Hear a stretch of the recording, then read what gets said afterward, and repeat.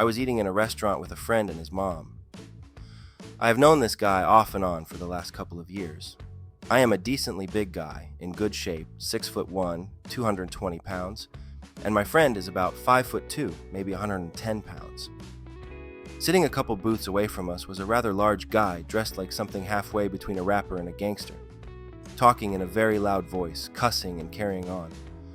You could tell it was bothering and disturbing everyone in the place, but nobody wanted to say anything. While we're eating, and out of nowhere, I hear my friend's mom say, "Could you please keep it down a bit, young man?" To this, the guy turns around and tells my friend's mom to shut the F up. My friend slowly spins in his chair without getting up, and says to the guy in a low animal growl-like voice, "What would you do if I said that to your mother?" Punk hip-hop gangster dude says to my friend, "You shut the F up too," and then stands up and starts to approach our table in a manner like he is going to do something to us. Then it was like an insane blur of motion as my little friend jumps up and lands a blazing left-right combo to this huge guy's face before I can even stand up. The guy goes falling back into his own table of friends completely stunned, but not all the way out. He gets back up and comes after my friend. This is where it turned into the damn Matrix. You block this, block that, then counter to the face before another punch combo right to gangster guy's face again. Duck a right hook, and then back, hand-closed fist to the guy's ear. Then he takes a step back while the guy is holding his ear, and just lands the mother of all walking straight kicks. Right to gangster dude's midsection, sending him back into his table and then down to the ground. 5'2", 110 pounds of insane fury kicking ass in the name of mom. The guy gets up a little dazed, comes around some, and then hot tails it out of the joint. Clapping ensued, followed by free dinner and the quote of the night, "Oh honey, your dad is going to want the security camera footage of that." I found out later that he's some kind of hand-to-hand expert in some crazy form of martial arts. I honestly don't remember which one it was. I never knew, but I never thought of him as some little weakling ever again.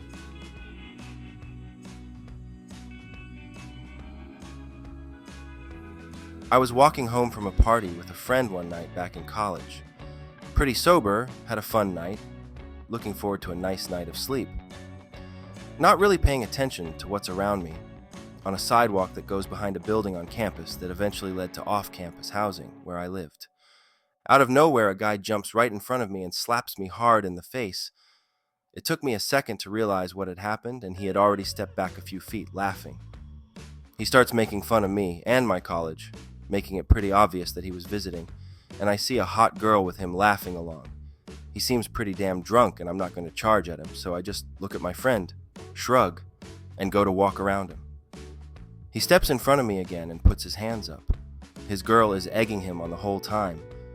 He takes a swing, one that makes it very obvious that he doesn't know how to fight. I step to the side before hitting him in the face. He goes down and is now laying on his stomach, screaming about how he's now going to kill me. I step to him and stomp down decently hard onto his lower back and keep my foot there, pressure on. I grab the back waist of his pants, push down with my foot, and pull up with all my strength. There was a huge ripping sound. His pants actually ripped completely off. My friend starts laughing and the guy gets up, torn pants lying next to him. He's fuming, face turning redder and redder, but is also fighting his embarrassment at standing there with no pants on. For about 10 seconds, he half steps forward, then half steps back, repeat. Not sure whether or not it's okay for him to continue a fight in his briefs. It looks like he's doing some sort of strange dance. He also keeps cutting himself off, not sure what to say to me and my friend.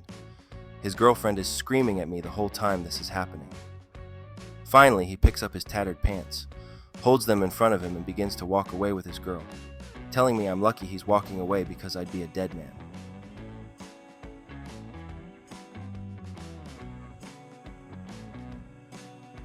As a man that has reached the ripe old age of 48, I can promise you that I have seen some crazy stuff go down. This one totally takes the cake for me though.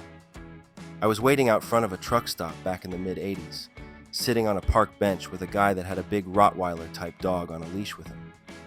I tried to make small talk, but he was quite the sour puss.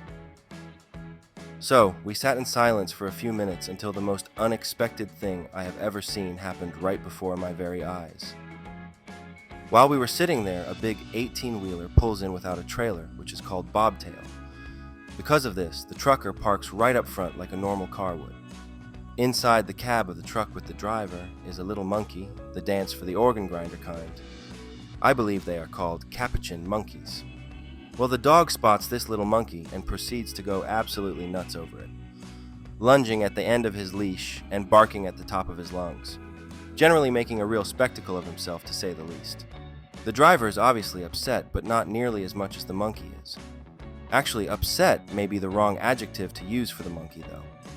In retrospect, I think eagerly aggressive may be a more appropriate description for his disposition. He was pacing the dashboard back and forth, never taking his eyes off this very aggravating dog. The driver opens his little corner triangle window that they don't make on vehicles anymore, the ones made for smokers back in the pre-air conditioning days. He yells out to this jerk to call off his dog because it's upsetting his monkey. The guy laughs and says, "No way, I told you he was a jerk, didn't I?" He says that his dog ain't bothering nobody. The dog hasn't shut up since he laid eyes on the monkey. I promise you, he is bothering everybody for several blocks around.